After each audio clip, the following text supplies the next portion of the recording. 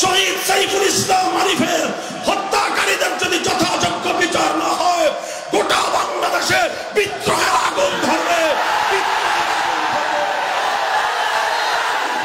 এই ইসকন আমার ভাইকে হত্যা করবার দুঃসাহস দেখায়। আমরা ধৈর্য ধারণ করছি, আমরা ধৈর্যের চরম পরাকাষ্ঠা প্রদর্শন করছি, আমরা আমাদের কর্মীদেরকে শান্ত রাখার চেষ্টা করছি। এটাকে যদি কেউ আমাদের দুর্বলতা ভাবেন, বোকার স্বর্গে বসবাস করবেন। স্পষ্ট ভাষায় বলতে চাই, এই যে আমার ভাইকে যারা হত্যা করলো, শহীদ সাইফুল ইসলাম আরিফের হত্যাকারীদের যদি যথাযোগ্য বিচার না হয়, গোটা বাংলাদেশে বিদ্রোহের আগুন ধরবে।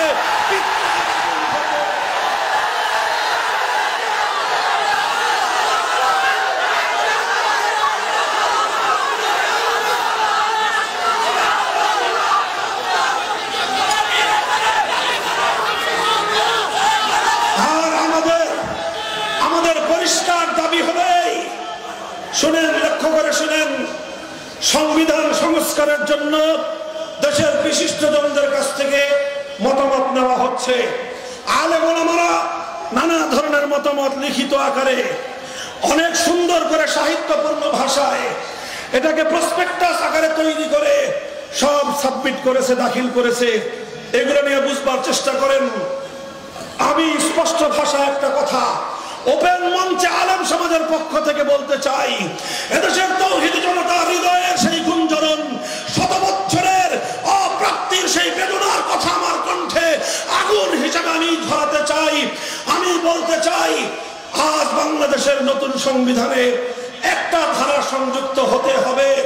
ভাষা কি হবে, ভাষা আমি সিলেক্ট করে দিব না, কিন্তু মর্মটা আমরা স্পষ্ট বলতে চাই।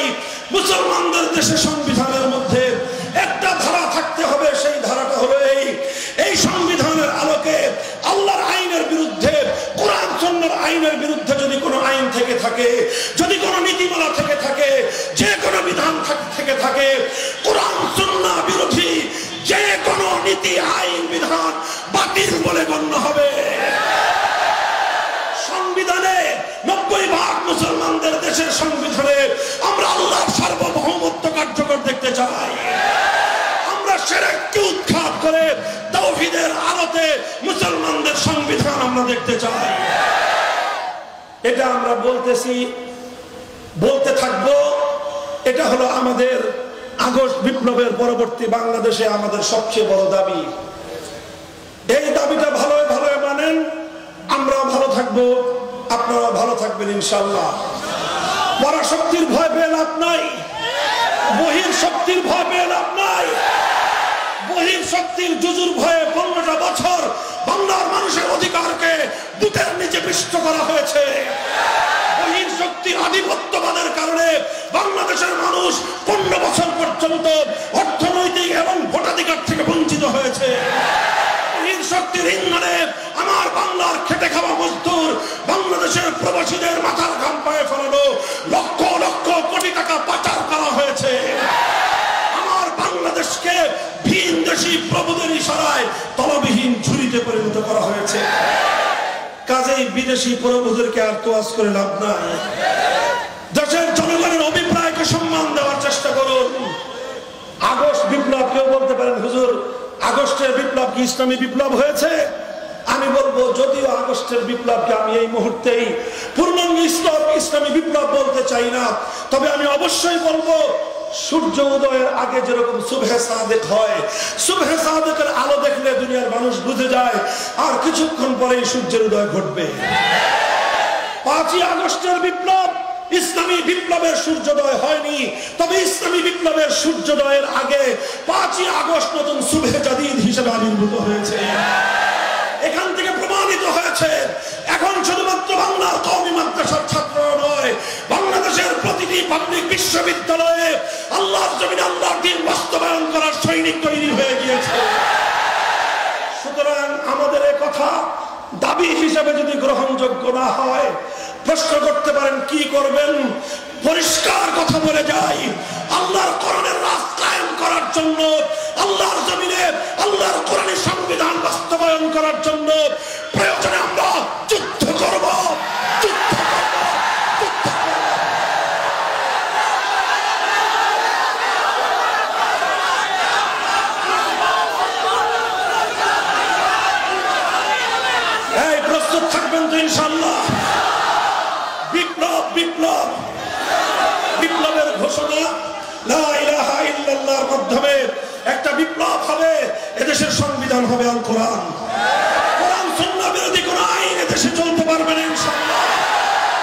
সাহস করো, হিম্মত করো, বেশি নয় 2000 আবু সাঈদের রক্তের মাধ্যমে যেভাবে আধিপত্যবাদী ভারতীয় দেশবাদাস বিতাড়িত হয়েছে, আর 2000 শহীদের রক্তের বিনিময়ে বাংলার মাটিতে কোরআনের রাজ কায়েম হবে, খেলাফত কায়েম হবে।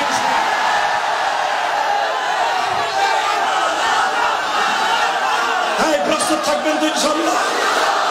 চোখের অস্ত্র দিয়ে আল্লাহর কাছে কান্নাকাটি করবেন, গায়ের ঘাম ঝরিয়ে মেহনত করবেন, সর্বশেষ প্রয়োজন হলে শহীদি ঈদগাহে জমায়েত হয়ে শহীদ সাইফুল ইসলাম আরিফের মতো আল্লাহর দ্বীনের জন্য অকাতরে জীবনের রক্ত কারাগারে ঢেলে দিবেন। আল্লাহ কবুল করুন, তৌফিক দান করেন।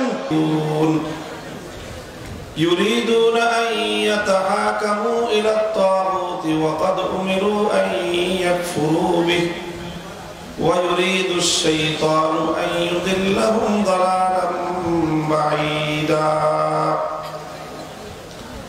بارك الله لنا ولكم في القرآن العظيم ونفعنا وإياكم بالآيات والذكر الحكيم.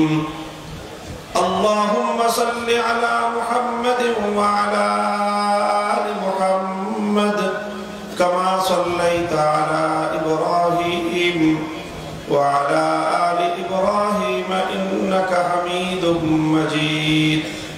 اللهم بارك على محمد وعلى آل محمد كما باركت على إبراهيم وعلى آل إبراهيم إنك حميد مجيد.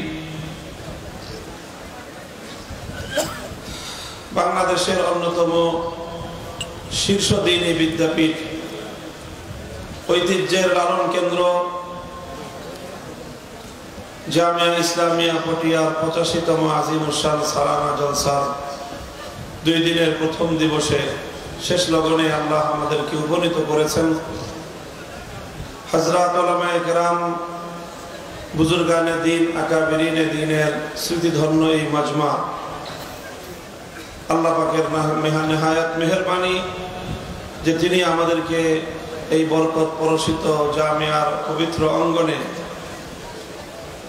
একত্রিত হওয়ার তৌফিক দিয়েছেন। রব্বে কারীমের দরবারে কালিমাতুশ শুকরের হাদিয়া পেশ করে আলহামদুলিল্লাহ। মুহতারাম হাজিরিন, হযরত উলামায়ে কেরামের কাছ থেকে আপনারা অনেক কথা শুনেছেন।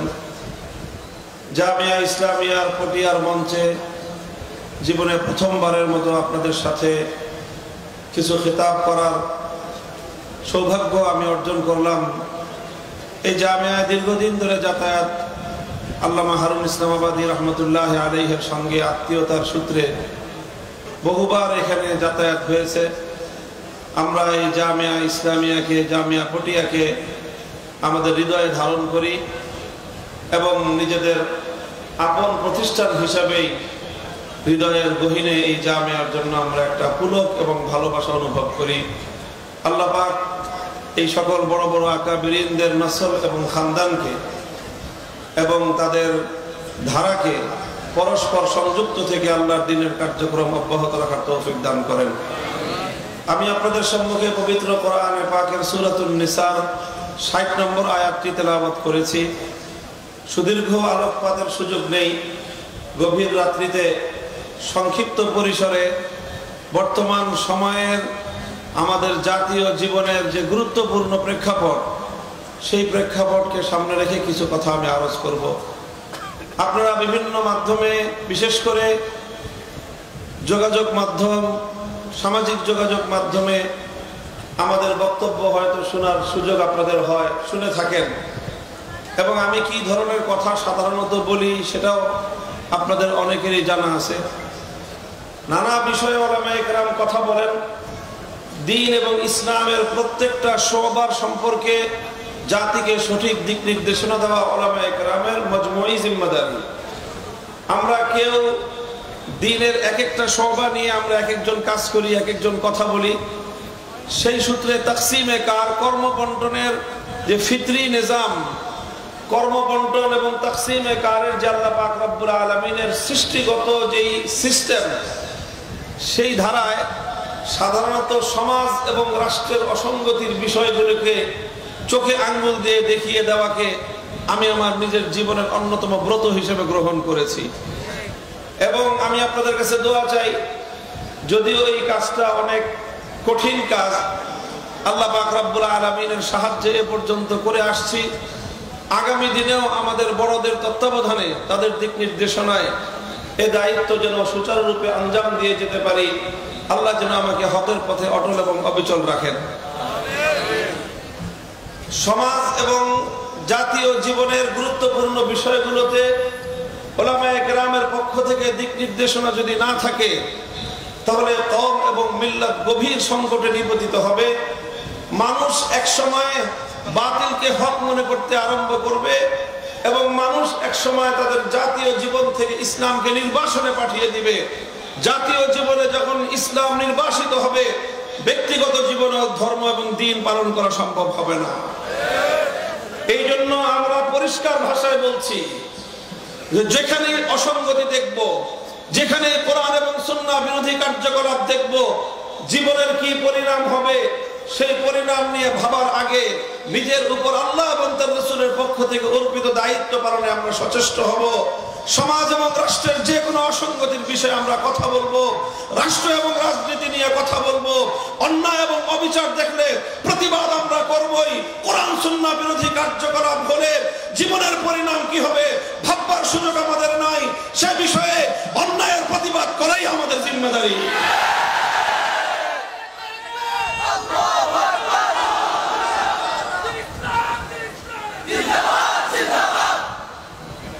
মুহতারাম হাজিরিন, কোরআনে পাকের যে আয়াত আমি আপনাদের সম্মুখে তেলাওয়াত করেছি, এর সংক্ষিপ্ত ভাবার্থ আমি আপনাদের সম্মুখে প্রথম তুলে ধরি। তরজমাটা আল্লাহ বলেছেন এবং বড় আশ্চর্য নিয়ে আল্লাহ বলেছেন, বিস্ময় নিয়ে আল্লাহ বলেছেন যে এটা কিভাবে সম্ভব।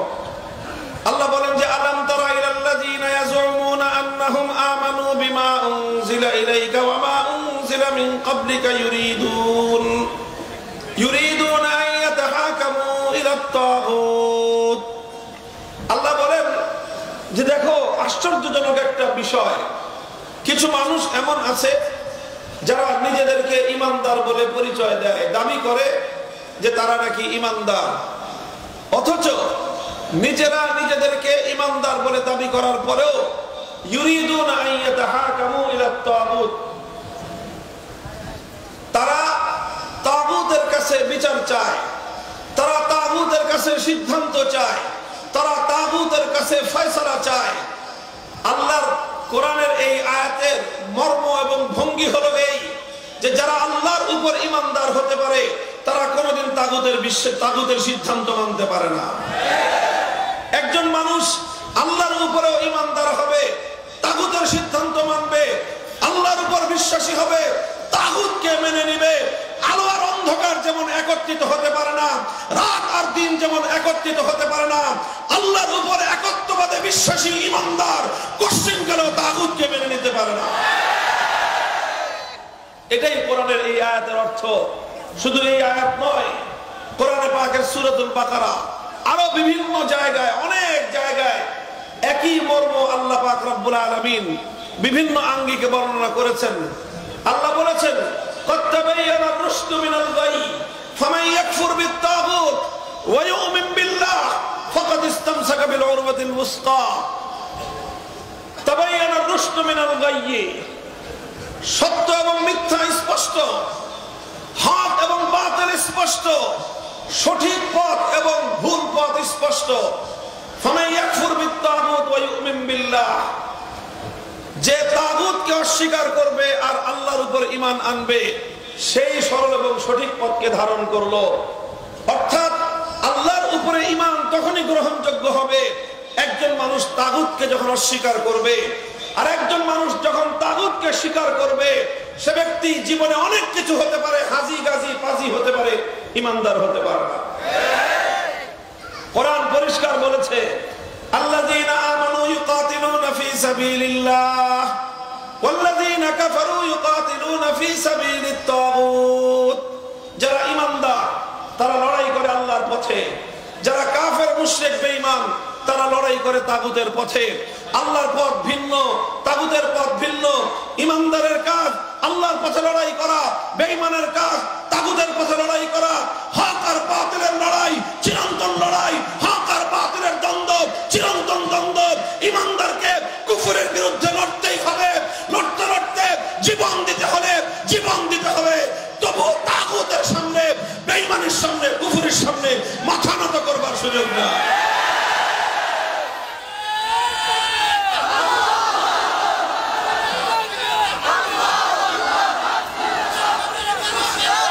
মুহতারাম হাজিরিন, কথার একটা ঐতিহাসিক সূত্র ধরে আমি এই বিষয়ে কিছু কথা বলবো।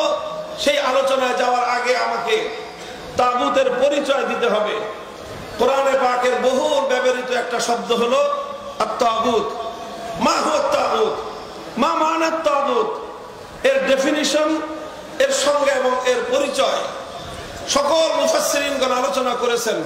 কাদিমান ওয়া হাদিসান, সাহাবায়ে কেরামের যুগ থেকে নিয়ে বর্তমান কালের কোরআন গবেষক এবং মুফাসসিরিনে কেরামগণ তারা সকলে তাগুতের যেই পরিচয় দিয়েছেন সেই পরিচয়ের সারমর্ম হলো এই।